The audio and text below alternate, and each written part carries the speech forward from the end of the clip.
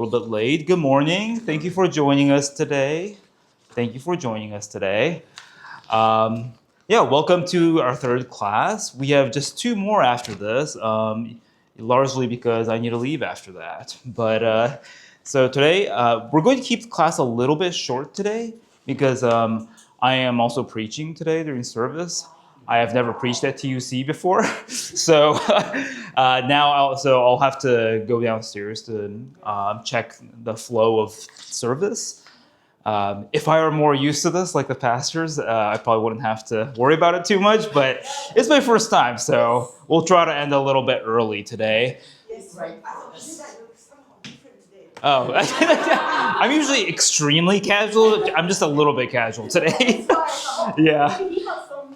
Yeah, I have slightly more responsibilities than usual. Yeah, that's a very good guess. Thank you. That is a very correct guess. Okay, so last week we talked about a poem from the Meiji period. 1885 was when it was published. We're going to go backwards a little bit in time today. We're going to go back into sort of the what's called the early modern period or the Tokugawa period.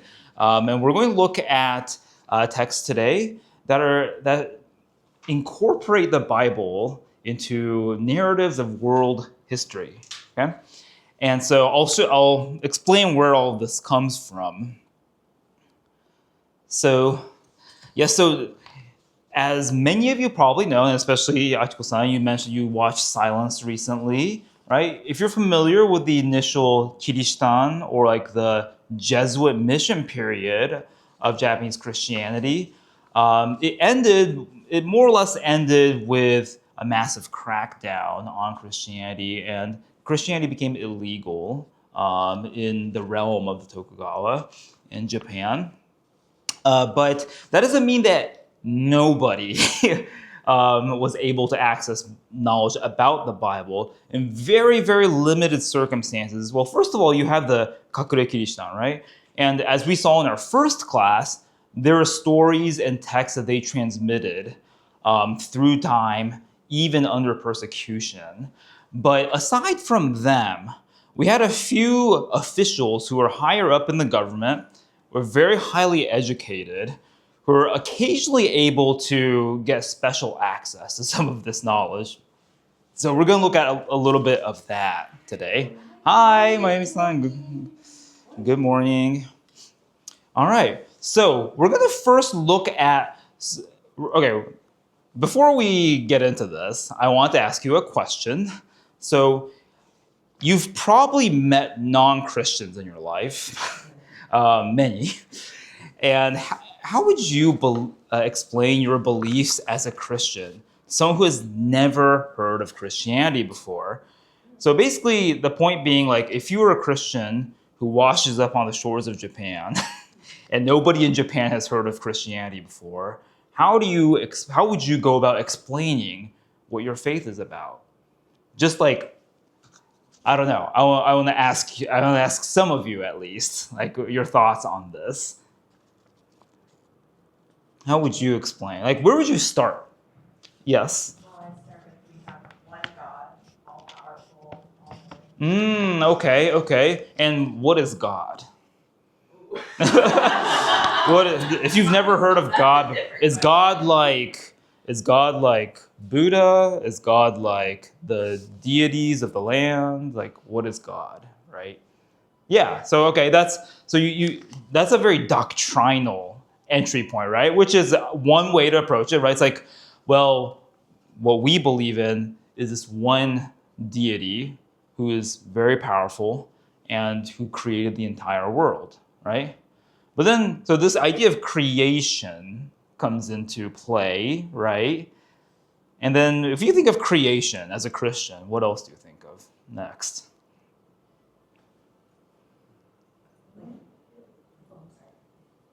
We approach God or we communicate with God through Christ.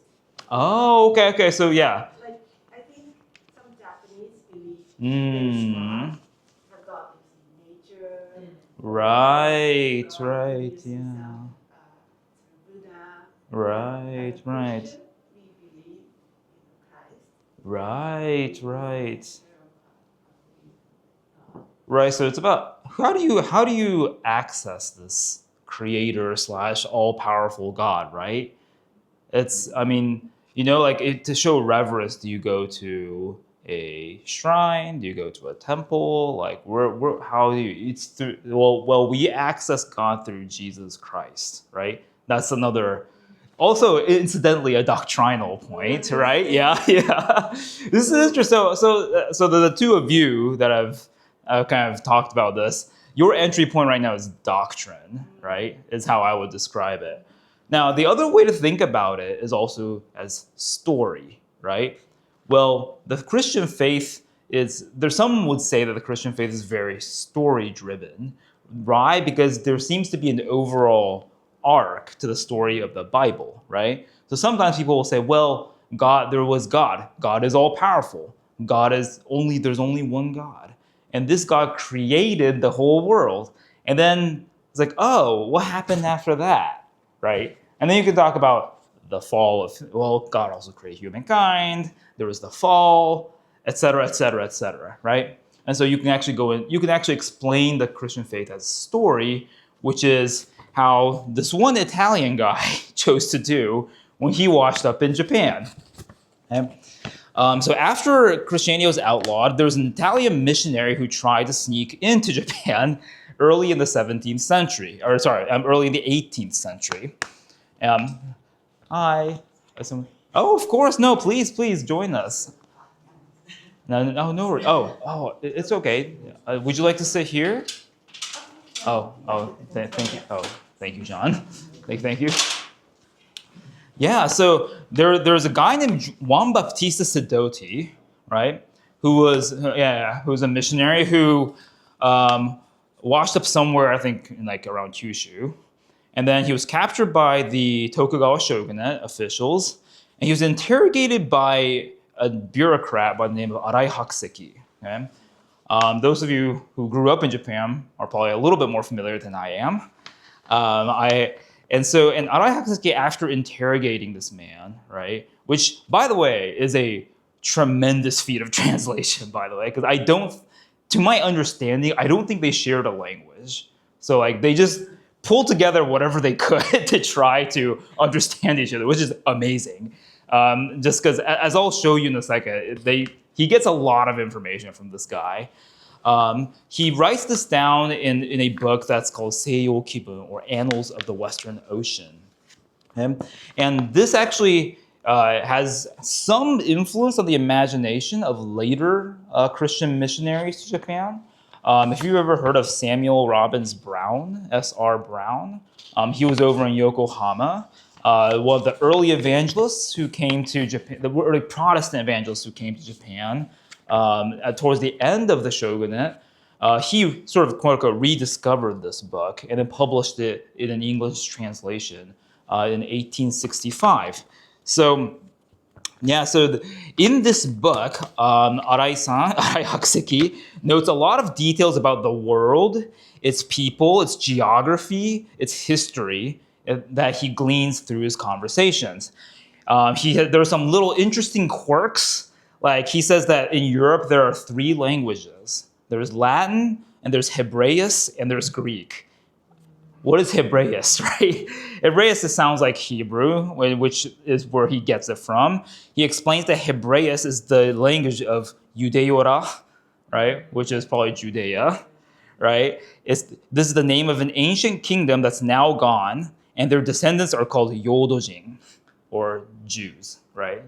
Right, we call them Yudai now, but his pronunciation that he was able to pick up was Yodojin. All right, so that's kind of interesting. It's interesting that got highlighted in this conversation, and he also, so when he asks Sidoti about the Christian faith, right? Because Arai Hakuseki, this is like way after, almost like 100 years after Christianity became illegal in Japan.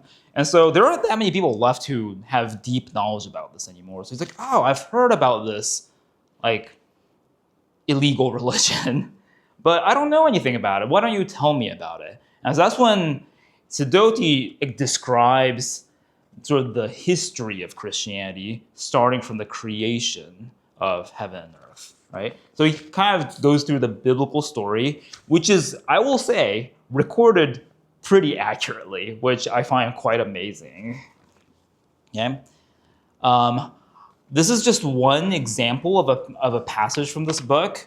I have used AI to translate it, and it is remarkably accurate, which is frightening.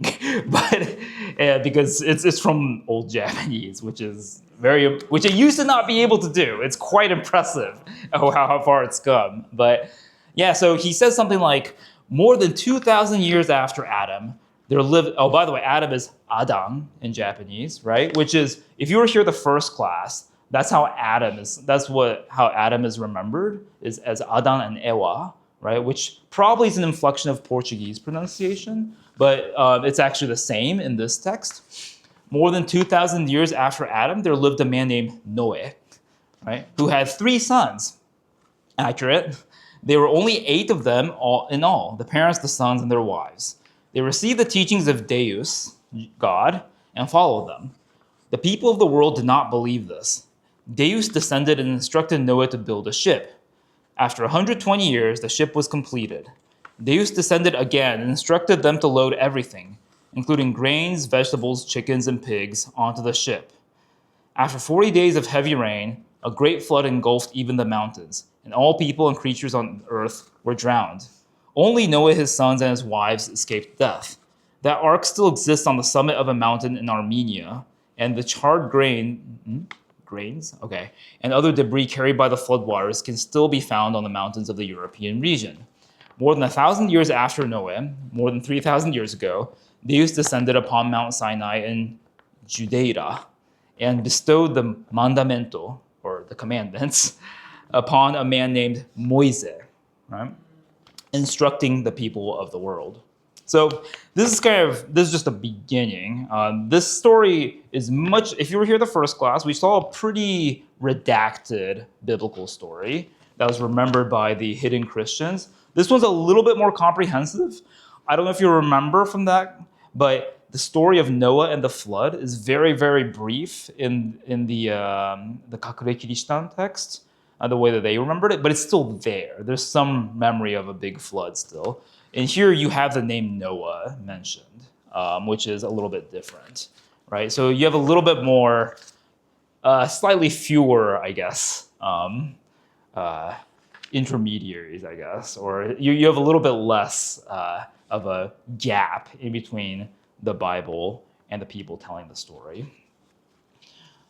So Hakuseki had a lot of doubts about this because you have to remember, he's educated and told that this is a bad religion, right? So he's not coming necessarily with a sympathetic mind to the text, right? So he has a bunch of questions about it, and I want us to think about some of these questions too, just because it might be fun.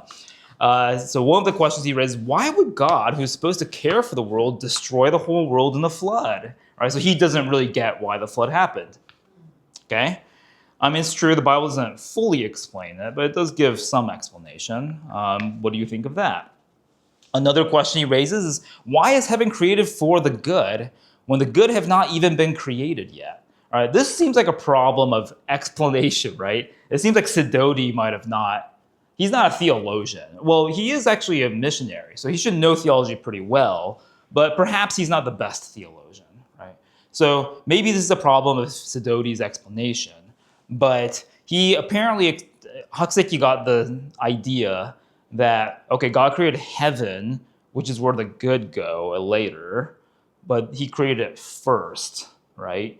But then but the good, quote unquote, haven't been created yet chronologically, so why, right? This is kind of another question that he comes up with. And another question is, why does God come 3,000 years after creating people to forgive their sins? Right? 3,000 years, sort of the traditional kind of timeline of the Bible, right? So like, why after all these years does God choose to send Jesus Christ to forgive people of their sins, right? Any comments about how you would respond to Arai Hakuseki? This is not the main point of today's class, but I was just curious what you all would think. Yeah. Does he have a good point? Does he have good points? Is he? Do you, you think he has some good points? He has some. He's a. I mean, for like despite the language barrier, he's quite a good listener, right? Yeah, yeah. But yeah, I mean, I'm sure you know, especially watch because I know you run an alpha class, or weren't you running an alpha class before, right? There are probably ways to think about these sorts of questions, but yeah, I don't know. It's just interesting to me that pretty early on already, even in a remote location from Christianity like Japan, there's enough contact that these sorts of questions would arise. So okay. I think he had more questions than 3. Oh, no, it's a lot more. It's a lot more. I mean, I haven't listed them all here. Yeah. He has a lot of questions. Yes. All excellent questions. Yeah, I think so too. He has some very difficult questions. And then the reason I don't list like a lot of the other ones is because sometimes he starts making comparisons with Buddhism. And so he has this theory that Christianity probably stole the ideas of Buddhism. Yeah, which was very interesting to me because I hadn't heard that before. But it becomes a little bit confusing. And also, I'm not familiar enough with Buddhist thought and doctrine, so that they're a little bit harder for me to access. But yeah, so that was the nature of some of his questions too. Like, he was talking about something about the whole idea of the Son of Man, like Jesus Christ being the Son of Man, and then being killed for that. He thought was something. There's a parallel in kind of Buddhist storytelling, and so he was drawing these parallels. Yeah. But I don't think he's much way off. Yeah. Sure. Yeah. It's like, Thomas Merton? Thomas Merton. Yeah. That's right. Yeah. He mentioned that, until he understood Buddhism, he didn't understand Christianity. Interesting. So, Yeah. Something about Buddhism made him understand or deepen his understanding towards Christianity. Right. Yeah. No, absolutely. I mean, I think that for me, they're like later touch points, even with like the Zen thought, and how it could help. I think Christians think about our relationship with God and things like that. So absolutely, there are doctrinal parallels, and like there are. There are definitely some similarities to be drawn, and as you mentioned, like people who are monastics or mystics have drawn inspiration from Buddhism more recently. Yeah. So yeah, I mean something that I feel like I should study a little bit more. But anyways, yeah. So it's interesting though because at least historically, right? This was like people like Arai Hakuseki. This was their touch point when they hear something that they've never heard before or have very little familiarity with. They're trying to draw equivalences with something that is familiar, right? And so when we think of, I mean, maybe if you've done religious studies or something in university or beyond, you've probably encountered the idea that the idea of religion is sort of a modern construct. But even before the idea of religion, right, is really popularized, you're still getting people are drawing parallels between different systems of thought, right? It's like, oh, Christianity and Buddhism are somehow parallel, but they're just different, right? They're somehow in the same category of thinking. So, yeah. No, thank you for bringing that up, my son. Yeah. And so let's see.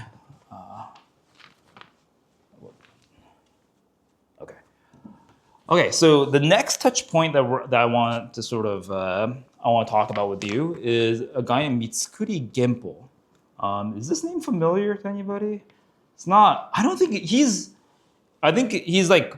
There's a certain niche circle of scholarship that he's famous in, but he was what's called a Rangaksha, right? He was a scholar of Dutch learning because after when Tokugawa government was shutting off Japan from the rest of the world, right? There were two groups of people who could come in, Chinese traders and Dutch traders, right? And so the Dutch traders were the source of Western or European forms of knowledge. And so there are people who specialized in this kind of knowledge and learned to at least read Dutch. And so Mitsukuri Genpo was one of them. He was even he was a Western-style doctor pretty rare in this period. But he actually has a book of notes on the Old Testament, which I have not been able to find, unfortunately. But scholars do mention this. What is a little bit easier to find is a series of books that he translated, a series of American books that he translated from Chinese into Japanese. And so one of them is this book called Chikyu or An Account of the World. This is a text that was written by an American missionary whose name I don't quite remember. Let's see. Oh, his name is Richard Quarterman Way. He's an American Presbyterian missionary to China in the early 19th century.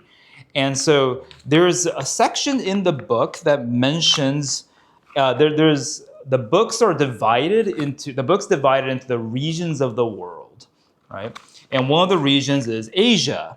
And so as he talks about Asia, he mentions like Persia and like the Middle East and the Arabs, and then he talks about Babylon, right? And when he talks about Babylon, he starts talking a little bit about material from the Bible. Oops. And can anyone guess what this is from the Bible? I know it's hard to see. The one on the right, the left one's a little bit more obscure. The left one's the city of Nineveh, supposedly. The right one is very difficult to see. There's a man here in like a prayerful pose. Do you see the animals around him? No? Yeah, it's Daniel. It's Daniel in the lion's den. Yeah. So in this book, that's mostly just talking about like geography and like ethnographies of the world. All of a sudden, there's some mention of Daniel being thrown into the lion's den. Yeah. Again, this was written by a missionary, though, which is why there's a very distinctly sort of mission-centered perspective on the world as it is. And this is actually kind of a pattern, as I think you'll see later. And then Mitsuko Genpo, when I say he translates, he writes the Kunten on the Chinese translation. So I think it's interesting to me that you have an English language text that's mediated through Chinese in this period. Yeah. Okay. Yeah, then it also talks about Babylon, talks about the Babylonians exiling the Jews, right, which is also from the Bible. All right, so I know this is still not Meiji, but we're getting there. Some of you may have heard of this guy, Joseph Hiko, right? His name's Hamada Hikozo, right? He's an early figure who went to America, right? Because he was stranded at sea, was saved by American sailors, was taken to America, and then he spent a lot of time in the United States before coming back to Japan and settling in Yokohama. And in Yokohama, he founded what is often considered the first Japanese newspaper called the Kaigai Shimbun. Okay, and this was in 1864. And in some of the first few editions, he writes something called Tenchi Kaibyaku no Setsu or something, so the account of the openings of the heavens and the earth, where he essentially recounts the Genesis story, basically the story from creation down to Joseph. But then he mixes it in alongside like current scholarly histories of Egypt and Greece. And Greece especially, Egypt does arguably feature at the end of Genesis, right, in the Joseph story. Greece does not. So there's kind of you have this sort of growing sense of ancient history from like a Western Christian perspective that's starting to become adopted by certain people who have encountered American Christians. So yeah, yes. Donmanjuとは別です。はいはいはい。Yeah. Different figure. Similar story, but different figure. Yeah. There are a few of these people. Very lucky that they didn't die. Yeah. But yeah, no, another person who learned English in America because he got stranded at sea. Yeah. Okay, and so the last thing I want to talk to you about today is this. It's called Parley's Universal History. Um, is this familiar to anybody here? Parley's? Okay. I imagine, like, before World War II, this would have been more familiar to the Japanese populace because it was, well, that's probably not true. It probably was only used until like late Meiji. So there's one point in time where this was used as a standard textbook for learning English. It's one of the more advanced readings for English language learners in Japan, which is what this copy is right here. As you can see, this is by this is Peter Parley's Universal History by Kei Seki. So Seki-san is the person who compiled or edited this version. Why do I mention this? Well, it shows up starting like the early Meiji or like late or like Bakumatsu, like the late Tokugawa period into the early Meiji. This book shows up quite frequently. First and foremost, the background is that there's a guy named Fukuzawa Yukichi, which most of you have heard of, right? Fukuzawa Yukichi-san goes to America in 1860, and there he purchases several copies of textbooks in America. And one of the books that he bought that brings back is this book called Peter Parley's Universal History, which is, again, it's a world history told from a distinctly Christian perspective. So it begins with, I don't know if you can see here, but there's an introduction which is like, oh, imagine yourself traveling in a balloon throughout the world, blah, blah, blah. It's meant for children, actually, okay? But then immediately it goes to Asia, and so it talks about the climate, but then it suddenly talks about creation, and then it talks about Noah and his family, how they came out of the ark, and then there's some Assyrian history because like this is Assyriology is a beginning as a field in this period. But then it goes to Jacob and his children, the bondage in Egypt, right? It's talking about the Exodus story. And then you have in this entire section here, several chapters are dedicated to biblical history up until it says the Hebrew prophets and the crucifixion of the Savior, right? This is not only is it biblical and Christian, it's actually distinctly Protestant because it goes directly from the prophets to the crucifixion of the Savior. Oh, yes. Did he know that this history textbook was, filled with like a lot of, Christian stories within it when he bought it? Did he know what he was buying? I mean, that's a good question. When he bought it, I have no idea. Maybe it's very possible that someone just told him, "Oh, a lot of kids read this," and he's like, "Oh, give it to me." I don't know. I mean, it's not. Maybe that's left somewhere in an archive where Fukuzawa talks about that. I'm not sure. I would imagine. This is just a guess. I would imagine that if once he tried to read it, you probably know at that point that there's something about some Christian something in here. But then again, it's a little bit hard to say. I mean, it's also just kind of presented as world history in some ways. So, maybe, yeah, what was his reaction? It's kind of an interesting question. Yeah, and someone would have to dig very deeply into an archive to find out what Fukuzawa thought of this. But I don't know, maybe it's more widely available somewhere. But it's a good question. I just don't really know.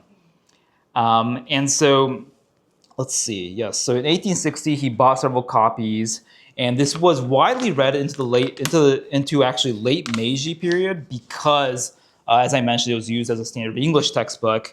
And then, what I want you to notice, though, that this is a version from 1900 in Japan. Okay, do you notice that it starts with Greece, first settlement of the country, the Grecian lawgivers, war with Persia, right? This is kind of like classical history, quote unquote, right? It's like Thucydides, Herodotus. This kind of this is Greek perspective on history, and then down here, it's like the story of Coriolanus. Like there's a lot of like Greek and Roman history here, and then on the next page, it just goes on and on and on into modern European history. So in this redaction that was circulated in Japan, it seems that the biblical material has been cut out, okay?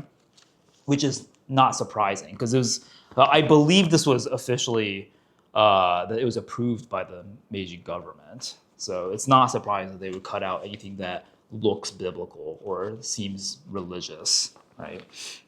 Okay. And let's see. But there was one book from very early in the Meiji period. Now we're finally in the Meiji period. That does preserve some of the biblical material, and it is this book, Seiyo Yobanashi. Okay? This was written in 1871, published in 1871, I believe, by this guy, Neisei Gakuto or something. But he's not very well known, under-researched, I would say, probably. We just know that he was probably an English educator. But he seems to glean that this was read by children and seems to have compiled some of the sort of stories of Western stories for children to read. And so this preserves a lot of the Bible material, including sort of this idea of the history of the Hebrew people, which you might have seen in the English version earlier. Can anyone guess who this is? Who is this supposed to be? It's a biblical figure. You can try to read the kanji above it. You have to read from right to left. Yeah. I mean, it's very hard to read. It's not dare dare no shouzo, but who is it, right? Mosetsu. Yeah. Or it's Moses, right? Not the prettiest picture of Moses, probably, but they're working with woodblock and doing their best. So this is so you see here. You probably can't see from there, but it says Heburijin. It basically talks about the wandering of the Hebrews in the wilderness, right? Okay. This is also another inset. What biblical scene do you think this is?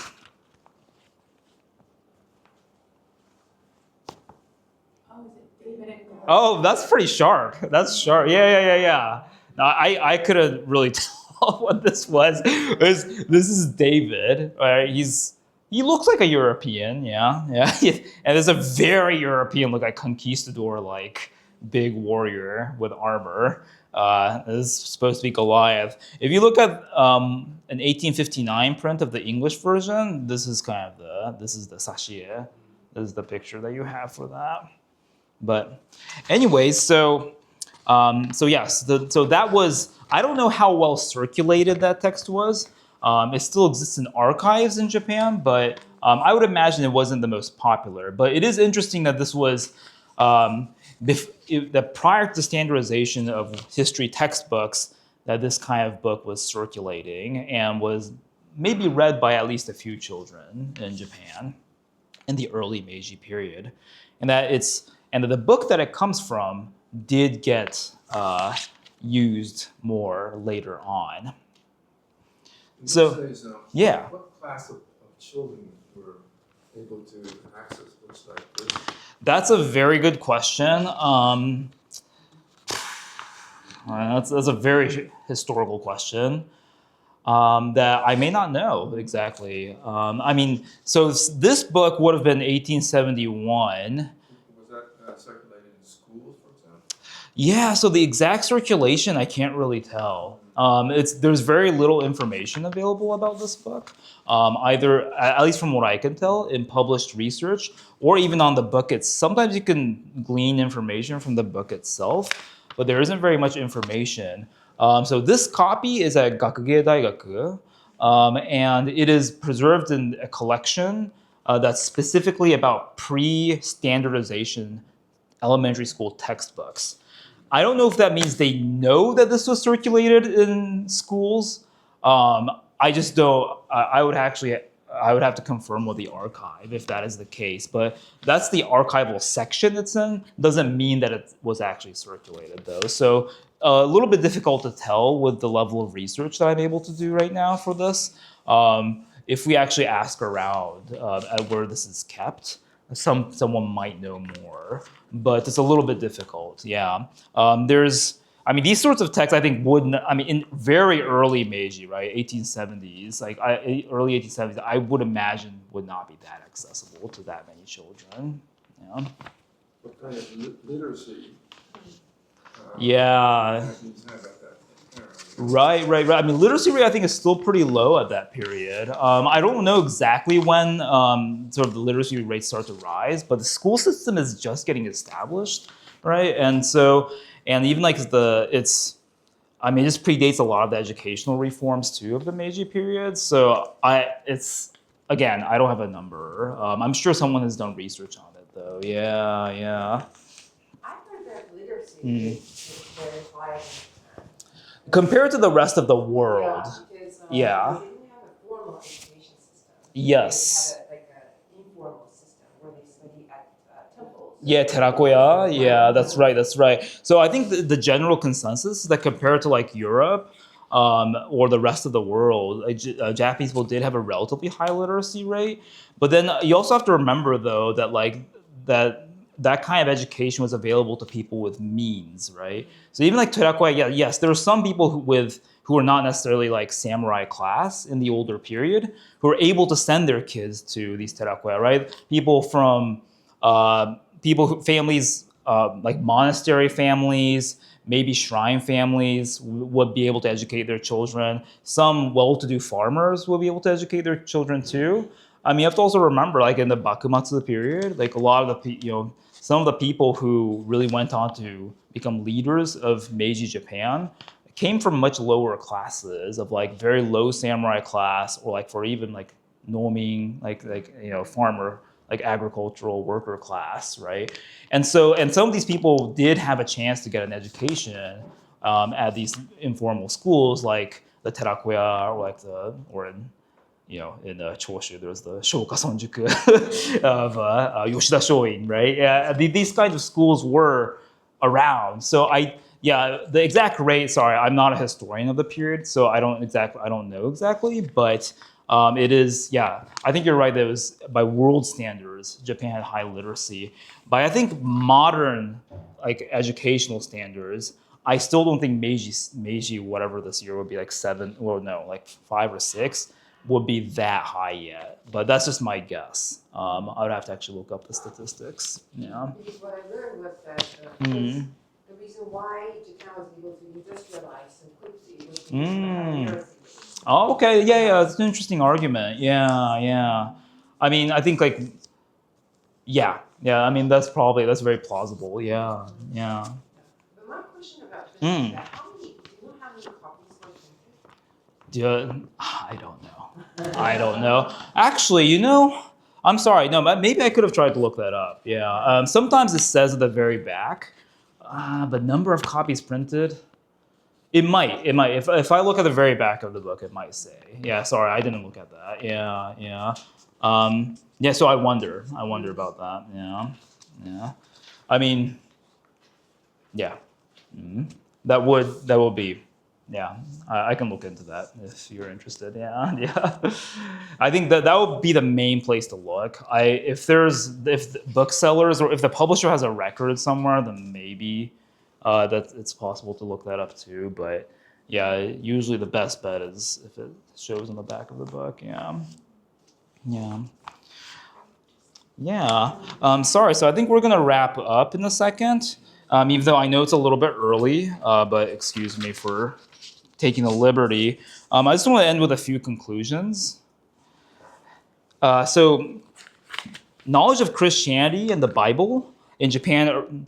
One thing that I noted earlier that I think is interesting is that during the period in which Christianity was outlawed, that knowledge relied pretty heavily on Chinese texts. And when you think about it, even in the early Meiji period, Christianity was illegal until 1872. And so before that, the way that Protestant missionaries tried to spread biblical knowledge was through the distribution of Chinese language Bibles, because the Chinese Bible was already translated at that point into a couple of different editions. And so this kind of continued reliance on Chinese, I think, is part of the story of the Bible's entry into Japan. And even into the 19th century, it's interesting to me that biblical accounts are told as a part of world history in America. Now, there's another historical question here, which is how widespread was that phenomenon in America itself, which is not something I have an answer to. But if you're interested, I could try to look into that. But the fact is that because and that through this kind of American mediation, you also end up with biblical knowledge through these back channels, as it were, through textbooks, sort of histories, that kind of thing, coming into Japan and being accessible to a few people. And so these are sort of the texts I showed you today are probably some quirky ones. I know that, for example, like the Seiyo Kibun, the first text I showed you today, was actually widely copied and circulated in the Edo period amongst people who were able to get books. Now, an exact distribution, again, a little bit hard to pin down, but it was read. And so there's some curiosity or some like inherent basis for, I think, the influx of Protestant missionaries in the 19th century, even though it might not have been a very widespread phenomenon. And also later on, with like Parley's Universal History, biblical materials cut out from the official curriculum that's used in Japan. But what does it mean then for a text written from a Christian perspective to be continued to be used and widely circulated in the Japanese education system? If you read deeply into it, is there some aspect of that? Is there some perspective of that history that is informed by distinctly Christian concerns, or is it just purely quote unquote Western history? That's another question that I am wondering about, and I'd like to find out more about, and maybe you can too if you're interested. So that's what I have for you today. Any other questions?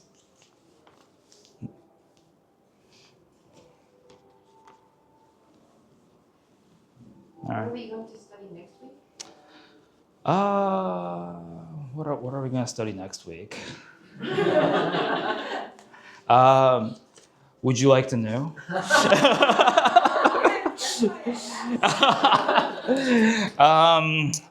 Well, maybe その時のお楽しみっていうことで I will tell you next week.